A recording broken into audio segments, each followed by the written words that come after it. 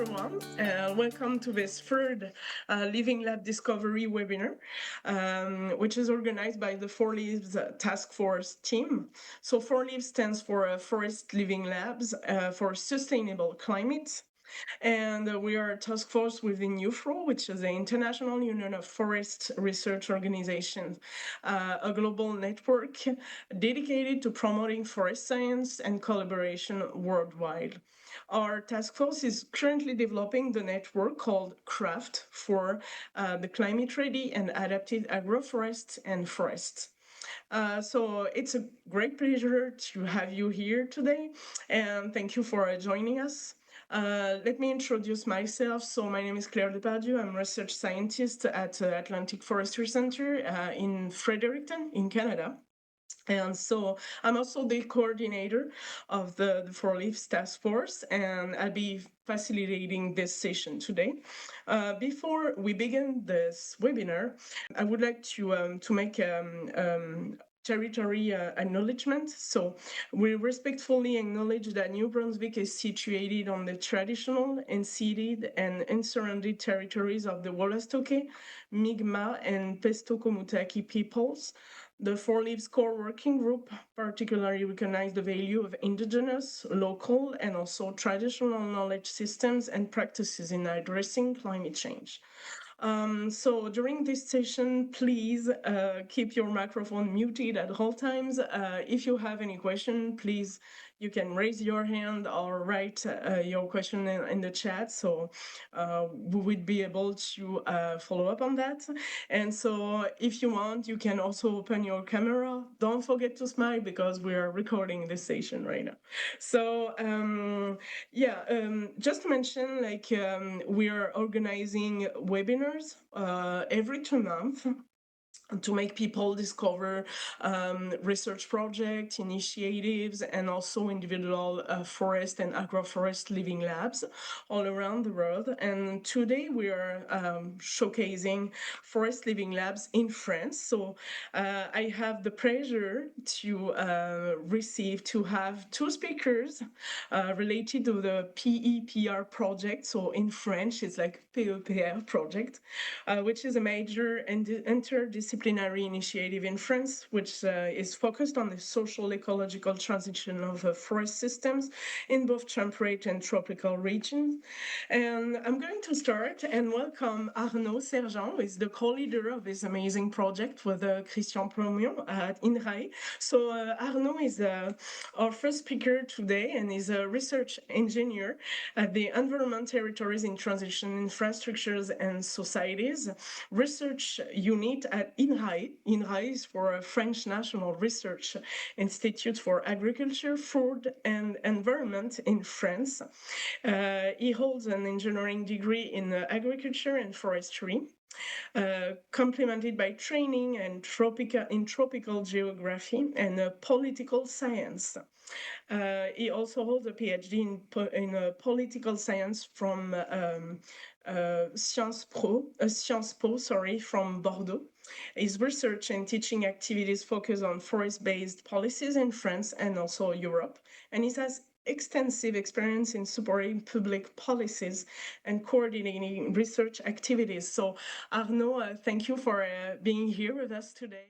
Thank you for your invitation, and thank you for the opportunity to present you our program, and more precisely, we will make a focus on one of our activity with Maxence on the Living Lab network that we are trying to implement. Thank you also, Claire, for the very good introduction of myself. So I can go quickly to the topic and to the PEPR. As you said, I will say forest during the presentation. So as you said, forest is a big research initiative in France, a big program, big research program. I am one of the co-leader with Christophe Plomion from INRAE also. And as you said, we are located in Bordeaux in France. So why we have the chance to have this kind of big research program on forest? You have to know that in France, we have a big French investment plan in October 2021, dedicated to innovation and technological sovereignty of France. This is called France 2030. And one of these main tool of this program is a tool dedicated to research and to funding fundamental research. And for the first time, research was devoted to, or programming of research was devoted to the research community. So the objective was to build a strong French leadership in some scientific fields. Two different types of PEPR have been launched. The first category of PEPR was the exploratory one, which are those that were like some open call based program. There is some on biodiversity, carbon, water, and so on. And other programs were resulted from some national strategies on some big topic like agriculture, food, energy, and so on. And our PEPR is in between. It's not really an exploratory one and not really an acceleration one. We are in between because, in fact, we are not really linked with a national strategy. There is no French national strategy about research in forest, but it is programs that have been like ordered by ministries of agriculture and ministries of environment, and they ask for us to INRAE to make a big research program dedicated to forest resilience. So this program is coordinated by INRAE and operated by ANR, which is the French research program agency. And we are working in this program with 9 partners from research, but also teaching institutions, and also research and development agencies. We had a budget of 40 million euro for 7 years, from 2024 to 2030. And we are supposed to work on temperate and tropical forest. So it is not a project, it is a program. So inside this program,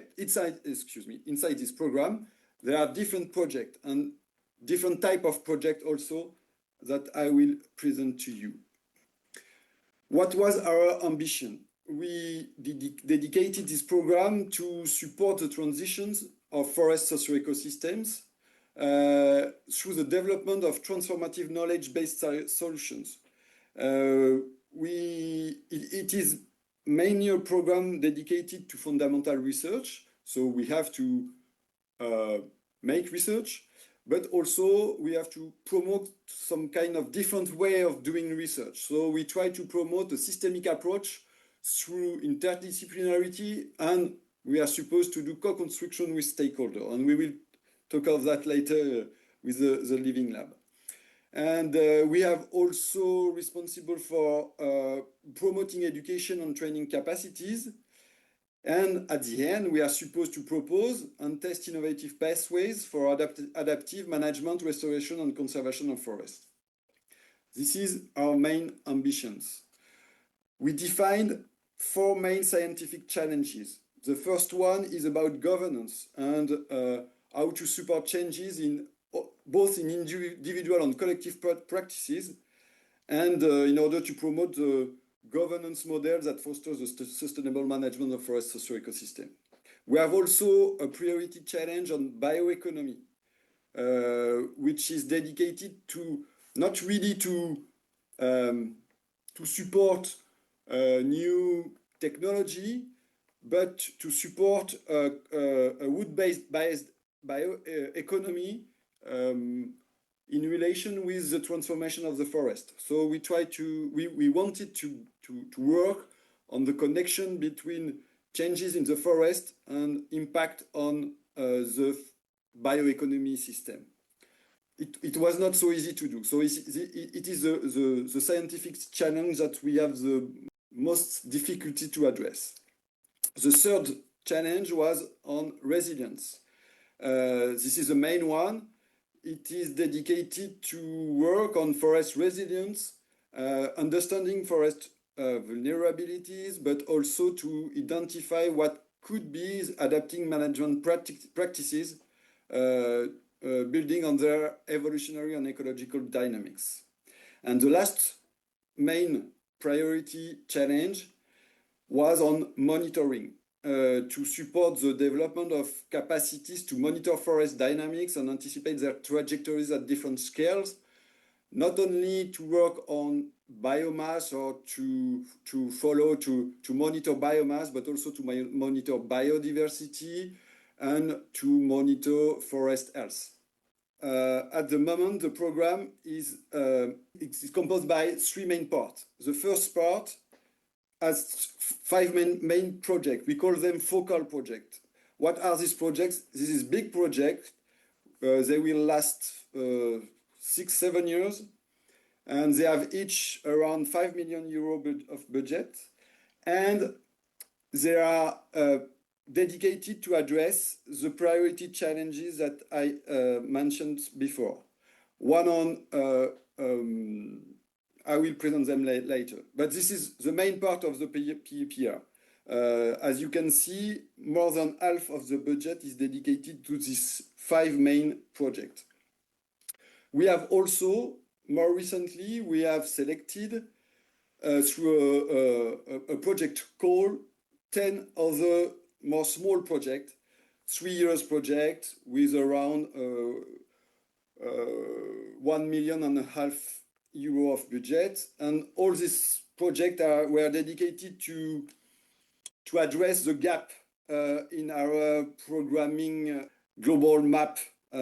It was the idea to identify what is lacking in our focal project. We founded this project in order to do that. And at the end, we have a third part of the project. The part that I am responsible for is the steering committee. This is a very important part of the project because we are responsible for not only for programming, for giving money, of course, that is done. And now the idea is to guarantee that all the project will address all the challenges that we are supposed to address. I mean, we have to consolidate the scientific community, we have to promote communication, and so on. And if I give you a map to what is forest in France, it gathers 45 institutions, research and development institutions, around 100 research units, and more than 450 scientists, including researchers, engineers, technicians, and so on. And as you can see, a huge part of the scientific community is composed by people from life sciences, and around 10% of social sciences. This is the 10 projects that we have selected. As you can see, some projects are about wildfires, soil biodiversity, insect biodiversity, wind-induced deformation of trees, genetic diversity, and so on.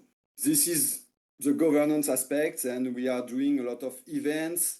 We are also promoting some international aspect. I will talk about this international aspect because some of you may be interested in. Two main activities that we are leading is one on international mobility, which is dedicated not only to outgoing mobility, that is not only French people who are going in other countries, but also people from other countries that want to come in French labs. And we give each year, we make a call for project, and we can finance around between 10 and 20 mobility. And the second activity or event that we are going to organize is an international conference which be in Metz in 2027 in October. So you are all invited to participate in this conference. This is an international conference which is organized by the PEPR, but under the auspice of EU FRO, with also involvement of other voluntary initiatives. And it is dedicated on research on the resilience of socio-ecological system. And you can find information on our website, including in English. The 5 focal projects are, there are 2 different kinds of projects. 3 projects which are dedicated to specific research question. The first one is on, which is called RegiAdapt, is dedicated to the analysis and management of regeneration, and it includes both social scientists, but also people from forest ecosystem analysis and so on. The second one is dedicated to risk and to analysis and management of multi-risk for forest socio-ecosystem. And the last one is dedicated to monitoring and it is the one of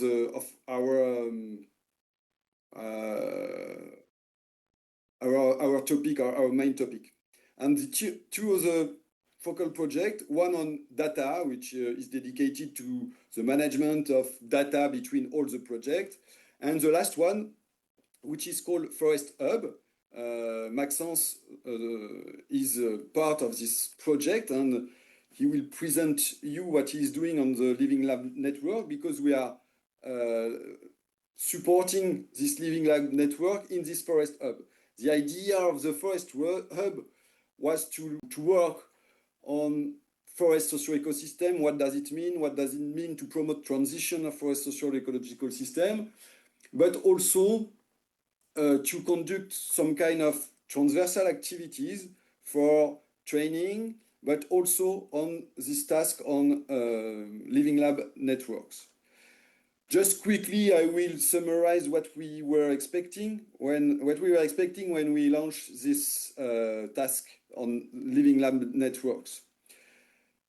What it is, the idea was to promote a new research and development and innovation infrastructure dedicated to the implementation of science and knowledge-based forest transition pathways. We wanted to develop a network of around 20 Living Lab. We will see at the end how much it will, but the idea of this Living Lab was to consolidate some problem-solving working communities, which gather scientists, professional associations, owners, elected officials, and so on. It could be, it is more, in most cases, it is place-based Living Lab, but it is not necessarily place-based Living Lab. Maxence maybe will show that we have one that is not really a place-based Living Lab. It is an initiative that is not really place-based, but most of them are place-based. And they can be, we hope that we can promote Living Lab in temperate and tropical forest. Why we decided to support Living Lab networks? Because we consider that there is a high uncertainty of forest transition pathway, so we need to, for experimentation, more co-created solutions in order to address this uncertainty in the future of the forest.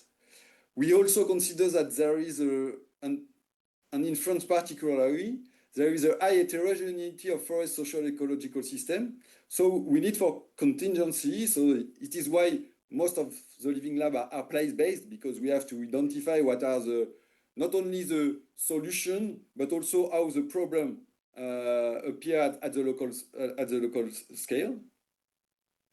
And we also consider that in France, I think it is the case in other countries, but in France, we have a highly fragmented research and development innovation ecosystem. And there is a lack of socio-ecological systemic approaches in our research. And the fragmentation is not only between research and innovation. Fragmentation is also inside research, the research community and the scientific community. And we are trying to encourage people to work together on the same problem and to make more collaborative research that will be done in the future through this network, but also that will be done in the program. Look, what we are doing for that, how? By supporting initiatives on structuring the network. We decided not to support to found this living lab. We consider that this living lab have to have their own life, but we are here to contribute to supporting this activity, to support this activity, and to structure the network for the future. So we provide a methodological support. Maxence will present you what we are doing for these living labs. So we provide the methodological support, and we also provide coordination activities during the program. And we also, at the scale of all the program, all the research, the scientific community that is involved in the PEPR, we also promote mobilization of the scientific community. So we encourage people and scientific activity to work on the same place, to share the same experimentation fields, and so on.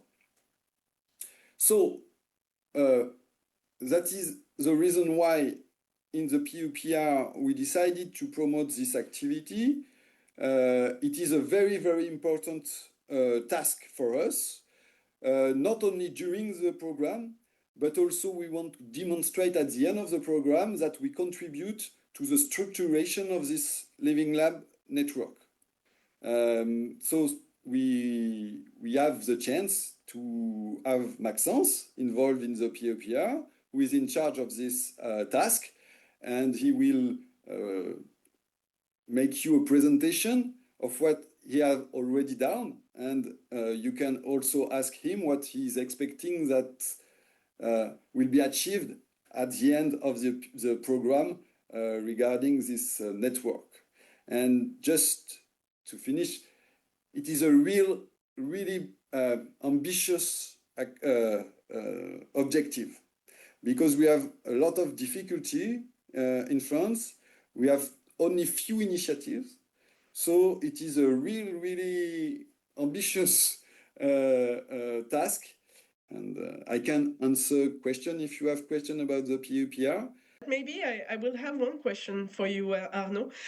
You mentioned like you have one objective is like you have difficulties to address this objective regarding the bioeconomy stuff. So could you give like more precision? Is that a problem of your because you can connect people or scientists with different expertise. So where is where are the challenges related to this objective? I'm curious. It's a really good question. In fact, as you can see in our panel of projects, there is no project about bioeconomy. Even if at the beginning we dedicate a specific target on this objective, but why? First of all, it was not easy for us to precisely define what was our scientific objective, because when you say bioeconomy, many people are thinking about new products, new processes, and new activities in the field of wood sciences, I would say. And it was not our objective, because we believe that it is a specific, it should be a specific research program, because it needs other tools to support this kind of research. And we decided to keep focus on forest social ecological system. But we consider that bioeconomy is part of, or a part of bioeconomy is included in this social ecological system. So we try to say that, well, we focus on two main aspects. The first one was research about wood materials. What is the impact of new management program or new climate effects on wood and on biomass, on wood product at the end, but mainly on biomass, on the quality of wood. This was the first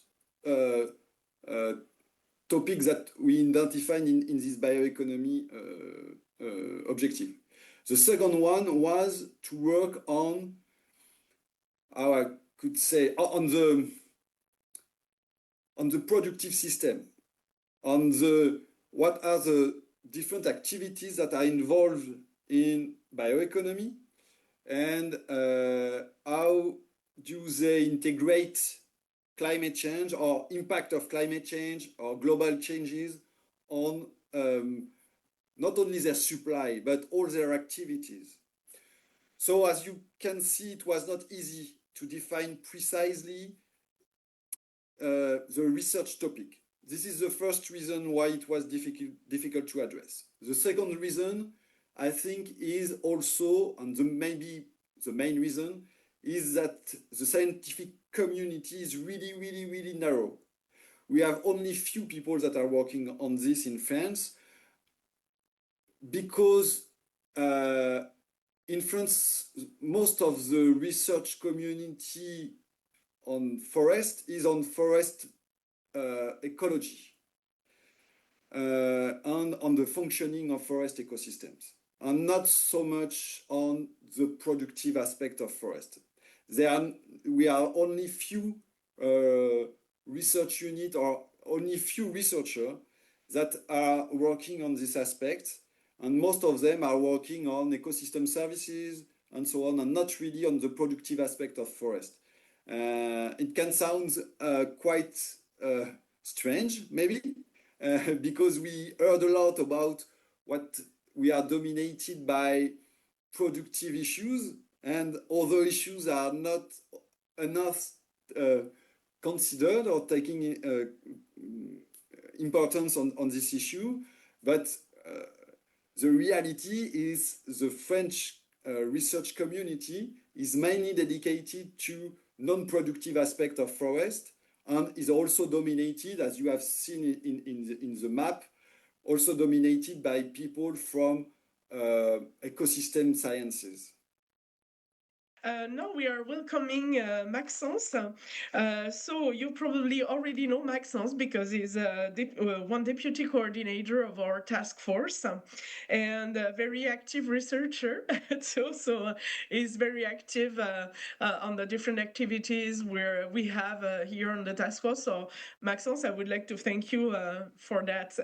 You're super active with us, and it's a pleasure. So just to introduce yourself, you obtained a PhD in industrial systems engineering, and so you are a lecturer and researcher at agroforestry at Nancy in France, and you've developed your research is focused on developing living labs methods applied to forestry issues in the context of climate change.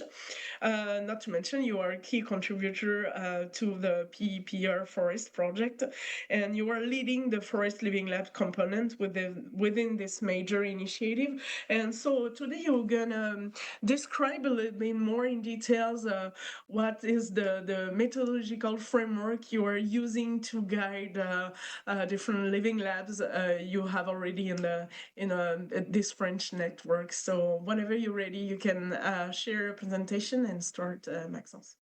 Today, my presentation will focus on two parts. The first part is focus on the forest living lab and the living lab concept, just to understand what is the living lab and what is the forest living lab. And the second part is focused on the process to assess innovative initiative that won't become a living lab. And my case today is the PEPR FORESTT. Just to introduce my research began on approximately 2017, and the context, just to remember the context, we have two big challenges now. The first, Arnaud presented just before me, the first is the climate change, and with the climate change we need innovative. We need to innovate to adapt the forest at climate change in the forest management. And the second big challenge is we need to include the society, and the society want to be included in the forest decision. So it's important to make the link with the forest manager and society to take a collective decision. And at the intersection of the two big challenges, we need collective innovation. In different program or strategy, we find the needs in France or its international scale. We need collective innovation to adapt the forest at climate change and to integrate the society in the decision process. And at the 2016 and 17, several strategy explain, okay, we need collective innovation and we need a living lab, but that's all. But just we need a living lab without methodology, without process, without information. And in 2017, I focused my research on the living lab concept, and I tried to understand living lab concept. What is a living lab concept? And I share, for the first part, I share with you the definition of the living lab concept. The living lab concept is at the intersection of two theories of the innovation. The first theory is the open innovation. The open innovation explain today to answer at different big challenge. We need to collaborate. We need collaboration between stakeholders, because for one actor it's complicated to answer, to create a solution adapted at the context, and we need collaboration. We need to share information, experience, knowledge to together propose new solution, to innovative solution. And the second theory is the user innovation. The user innovation explain to innovate today, to win and to obtain an acceptation and adoption of the innovation by the society. We have to integrate in the innovation process the end users, because with the end users you can identify the expectation and the needs and integrate the expectation in the design process to answer at the expectation and to respect the expectation. At the end of the process, when you will have the innovation, it's better, because the adoption and the acceptation of the new solution is better. And the intersection, we have the living lab. The living lab is based on the two theory of the innovation.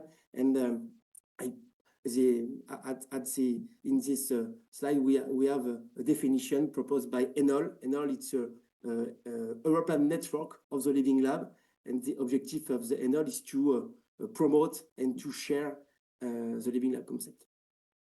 The living lab concept is has a principle and determinant. And when you implement the Living Lab approach, you have to respect key determinant, key principle to obtain the Living Lab project mode. So it's a project with the characteristic respect.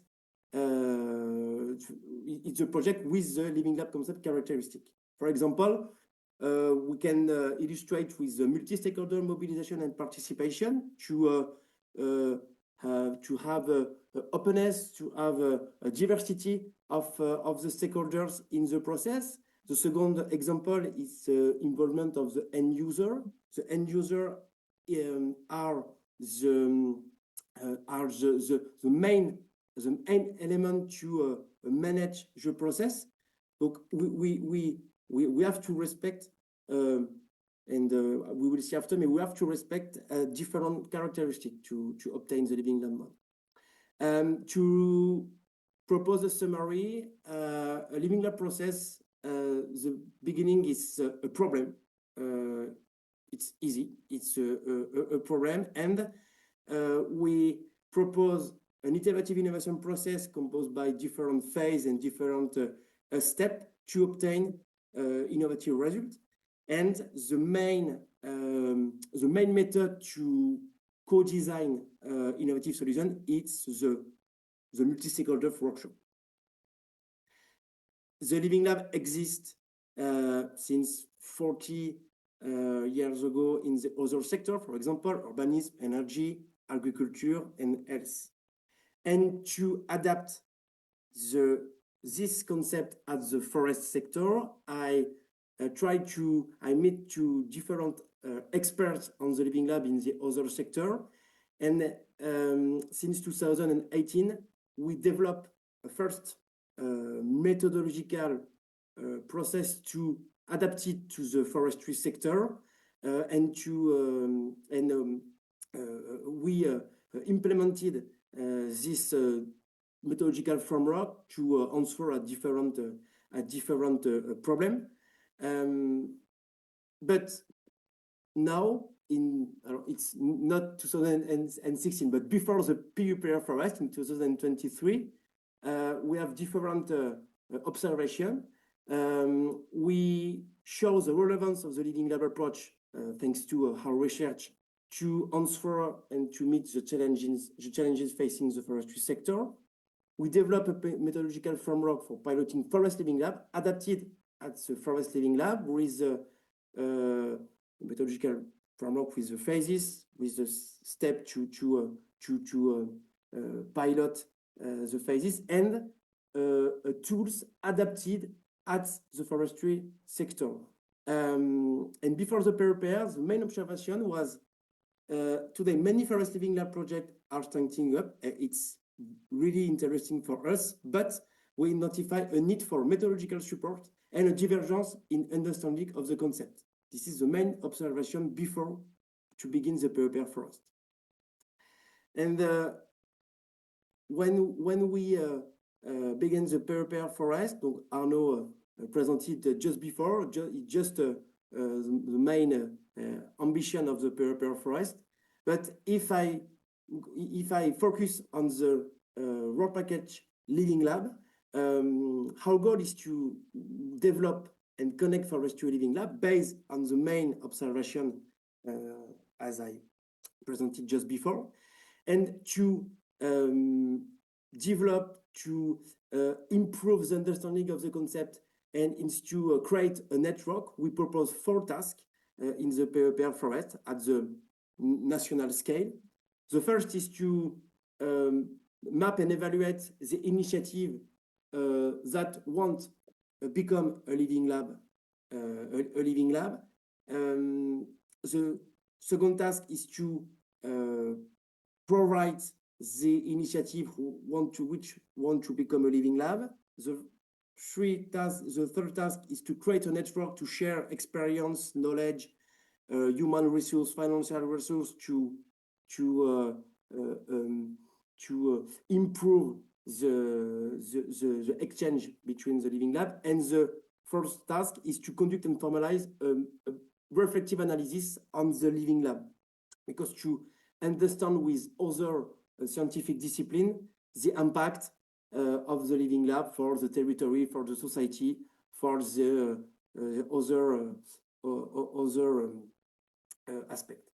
And now my presentation will focus on the first task, and I will present the methodological process to identify the innovative initiative which want to develop, become a living lab, and the tool to evaluate the initiative thanks to the determinant and the characteristic of the living lab concept.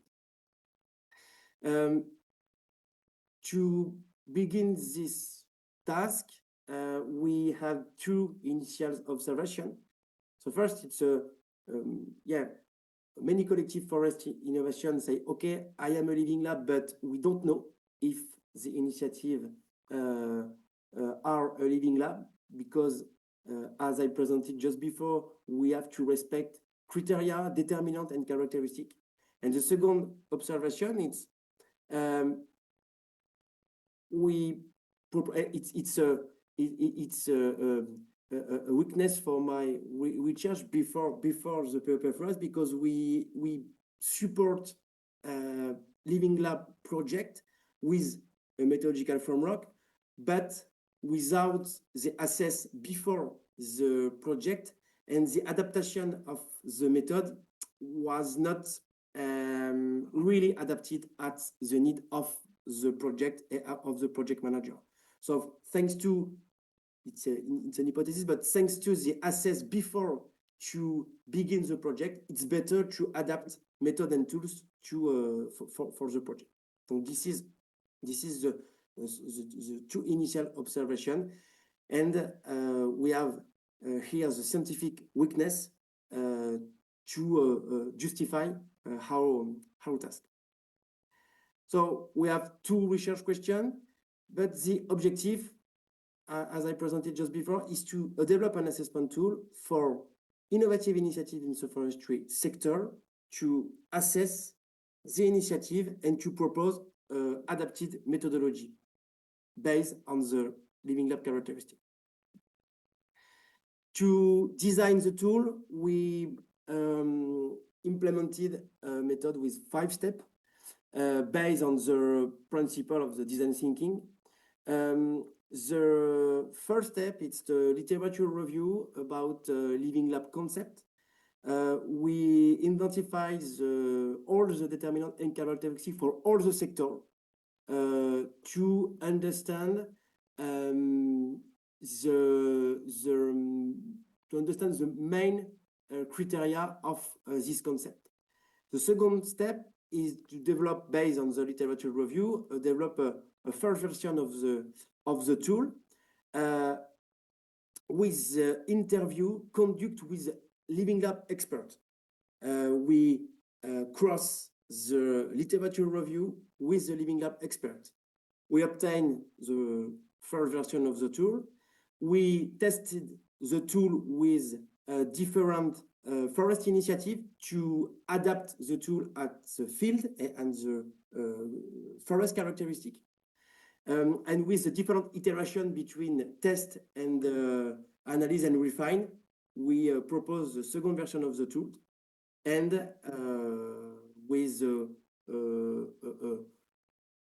some experimentation, we propose a final version of the tool after the first step. And this is how method to construct, to design how to.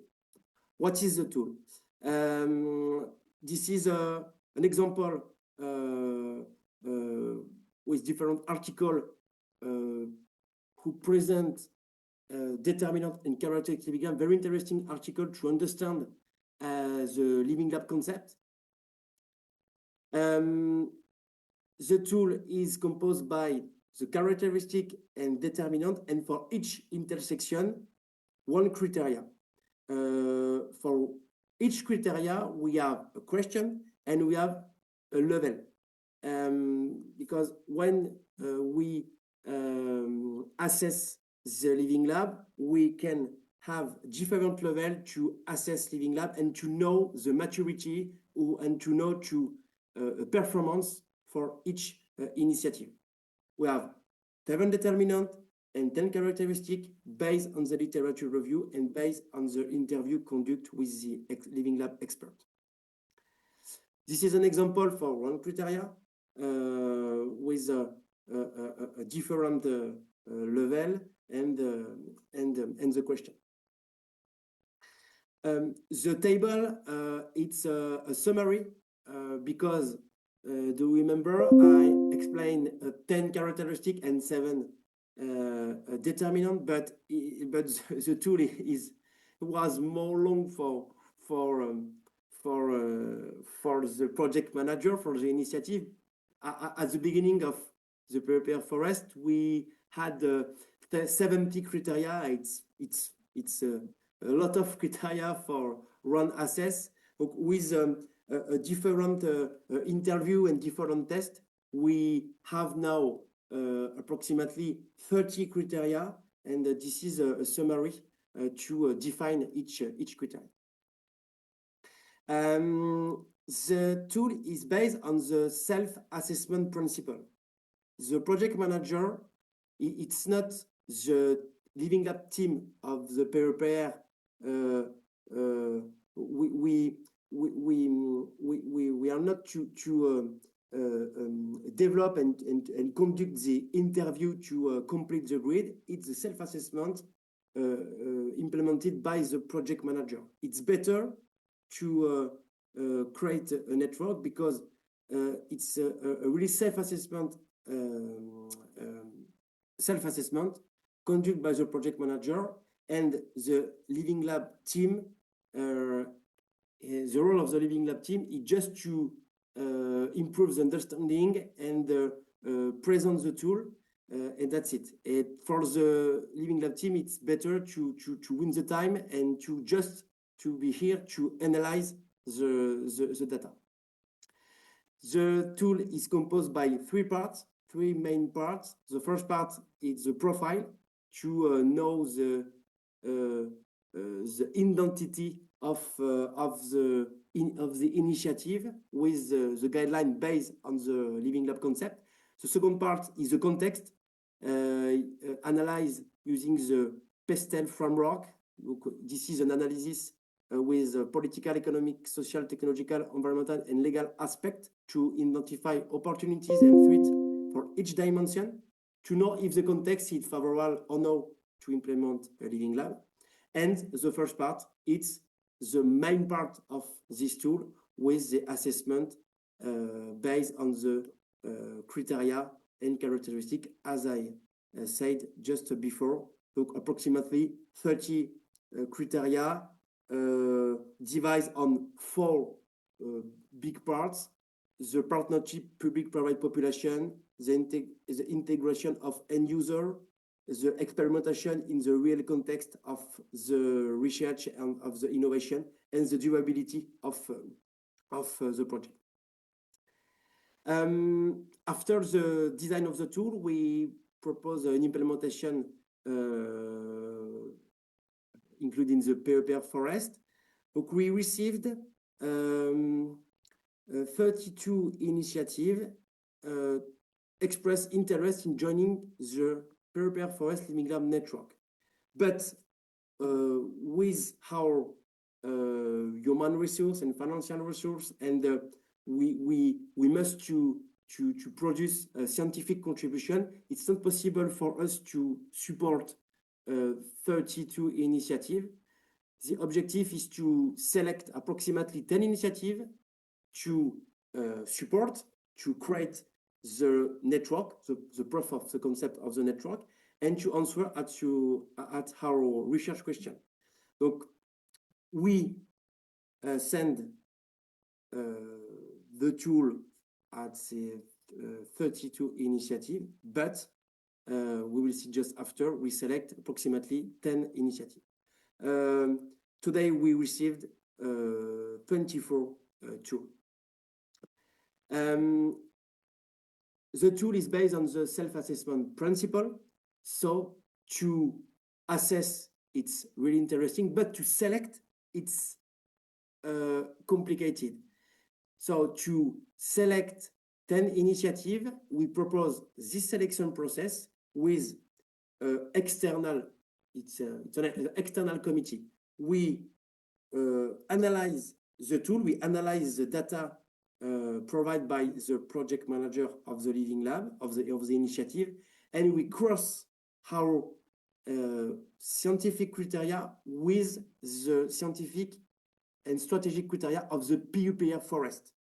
So with the responsible and the coordinator of the PEPR FORESTT, we analyze each tool, we analyze each initiative with the grid, and we cross with the strategic criteria of the PEPR to select 10 initiatives. This is the process.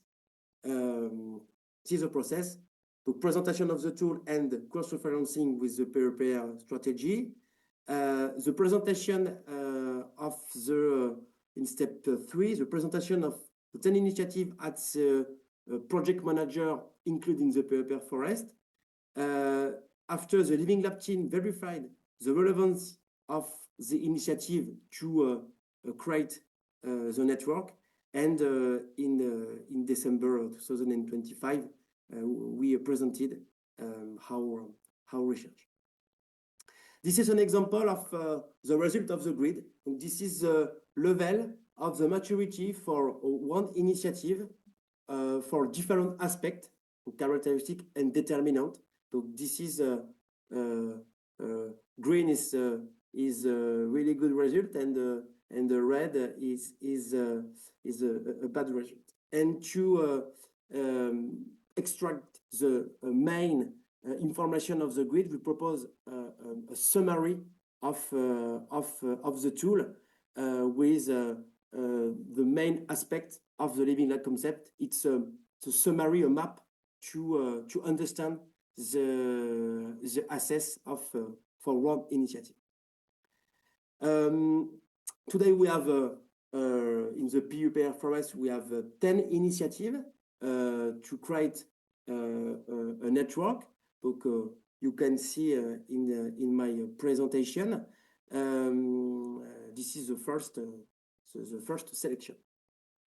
To justify this selection after the cross referencing with scientific criteria, scientific Living Lab criteria, and the strategic criteria of the PEPR FORESTT, we verified the complementarity of the initiative of the network with the main characteristic of the Living Lab. For example, in my presentation, you can see the interaction and the link with the partnership public-private population and the involvement of end user. And we can see for each part of this chain, we have one initiative, one or several. But I can just illustrate the complementarity, and thanks to the tool, we can have the complementarity. The network is designed thanks to the tool, and at the beginning of the network, we can have a complementarity, and we can after we will it's more easy to answer at research question thanks to the complementarity. It's one example. We have a second example with strong financial and human resources and strong material resources, and you can see the diversity of the situation. And just to conclude, this process and the task is the first task of the Living Lab Work Package. We have 3 main scientific contributions. First of all, the evaluation. It's a new tool because it's a new tool before to implement the Living Lab, we can have assessment to identify the potential of the forestry initiative to become a Living Lab. We can analyze the level and the maturity to adapted the methodology and the support for each initiative. And the tool is a new, or it's, for example, Arnould develop a tool to assess the living lab and not to assess the initiative that to become a living lab. Donc it's a complementarity with the European network of the living lab. It's really interesting to work with this network. And the benefit of the approach for the initiative and for the project manager, it's Arnaud presented this aspect before. We chose to select, to provide methodological contribution and methodological support, and not to give a financial contribution at the initiative. It's we create a network, we support the network, and not give the financial contribution directly at the initiative. Yeah, the diversity, it's the other aspect, and the adapted methodological support. And just for with two main perspective, we support the initiative, including the network, with how a methodological framework adapted at the tool, at the assess. And we begin to share experience, method, tools with the 10 first initiative, and to do the link with the research included in developed in the PEPR. And the objective of the network is to share the experience and method with the initiative, and improve the link between research contribution and the operational problem of the stakeholders in the living lab. And now for the international network, this is a process. This is a process with international perspective to create our international network. And thank you very much, and I can discuss with you. Thank you, Maxence, for the nice presentation, and also for the transition at the very end of your presentation. So I don't have to work a lot today. You made everything. So maybe, I would. One of my questions would be regarding the selection of your 10 living labs. You know, so you had many more candidates. So what do you think you can, how you can help the other candidates? And you know, we had discussion about this. So, you know, I would be curious to know what is your perspective regarding like how you can guide the other candidate living labs, what kind of perspectives you can give to them, and so how we can like make and develop some synergies between the different initiatives, and so they can feel like we're guiding them in a way, like giving some perspectives, you know, even if they were not selected. In the PEPR Forest, we can just support 10 initiatives, but the initiative, the other initiative can, I don't know if we can have a first main initiative with the support and the animation of the network, and a second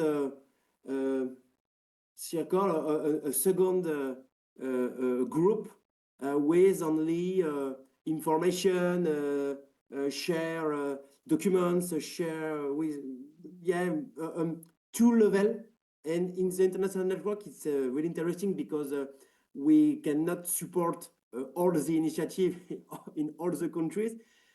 So we have to think, we have to propose maybe as we discussed the last. Yeah. Thank you, Maxence. Yeah. Different level. Yeah. If I can add like some information, and if I want to exchange some information with you, today is like we had discussion with Maxence and trying to think how we can guide living labs and all that, because in the case of the PEPR forest project, basically the main goal is to guide, like I would say, provide a day-by-day guiding process, if I can say that like this, and it takes a lot of time and energy, of course, and you will have like kind of restrictions, but we thought like with this opportunity with the international network would be like maybe to welcome like everyone, meaning like if you have a territorial living lab which is not like which would be interested in becoming a real forest living lab, because this is not always the case. And we bet that being inclusive and providing tools to the different coordinators of the different living labs all around the world would be something like developing and improving the synergies between the living labs and make this network very interesting, in a sense like sharing the different perspectives, experience that they have, etc. And so I would like to add an information, Maxence. So we had an amazing meeting yesterday with one research group, and they have already a platform, a collective platform, and not to mention like this is the Reforest platform, and they want to start collaborating with us to make some connection with the international network. And basically this is like an amazing platform where the potential coordinators, living lab coordinators, can just like subscribe and share their experience, knowledge, and this is a real amazing platform. So that's one example of the kind of tools we can provide in our international network. But I should say something like this is an amazing work, and basically what you presented, Maxence, will give us a strong basis for the international network to have this initial diagnosis, I will say. Yeah, maybe I have a question in the chat. Oh, okay. No, it's fine. So yeah, to pursue on what you were saying, Maxence, I would like to share my presentation, a short presentation, because with Maxence, we've co-developed an entry process for the international network the last summer already. So I'm going to coming back very quickly on the different objective we have in the task force right now. So our objective was to strengthen the concept of forest living lab within the scientific community. So we are preparing an opinion paper for that.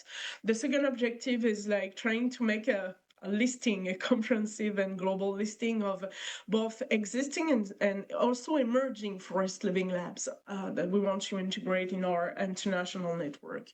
And the other objectives are more related to the development of this international network. And I want to highlight like the objective 3, which would be more related to what you've presented, Maxence, today, like enhancing the methodological framework for forest living labs, but also agroforest living labs on a global scale. Yeah, to give some precision, so we've co-developed entry process for the craft network the last summer. So just for the potential coordinators and potential future members in our network. You can see different steps here. So basically, it's gonna be very easy. If you would like to join us, you just have to contact us, so via email, or you can also participate to a discovery webinar. Then confirming your interest in joining our network, and then we would like to formally invite you and engage you in this network by signing a membership letter. And then what basically Maxence described, you're going to be invited to make and perform the self-assessment tool. So you can end up with a full diagnosis at the very beginning during your entry in this international network. And so we're still working on that, but we already defined 3 different pathways because we want it to be like very inclusive in this international network. So based on the results that you will get from the form that Maxence will send you, you will be like either aspirant pathway, meaning like it's gonna be like a pre-living lab stage, okay, or you can be an emerging living lab, meaning that you are going to be involved in a more experienced living lab, or you can be associated to a level 3 we call the innovation and core pathway, meaning that you are recognized and already a mature living lab. And so I won't go into details in this slide, but we have already defined the different roles and responsibilities that each living lab can provide in the international network. And what we're working on right now is like to provide some tools, meaning like training sessions, a collective platform, for example, and all that. So we can have concrete tools to make this international work like in a real world, because we're working on a real world with the living lab, with the living lab concept. So it was just to give you an overview of the entry process in the international network. If you're interested in joining us, you can contact us using this FORLIVS email, the Gmail that we have, and also you can contact me directly. And if you want to subscribe to our newsletter, you can scan also this QR code. It was a pleasure to have you today. Thank you.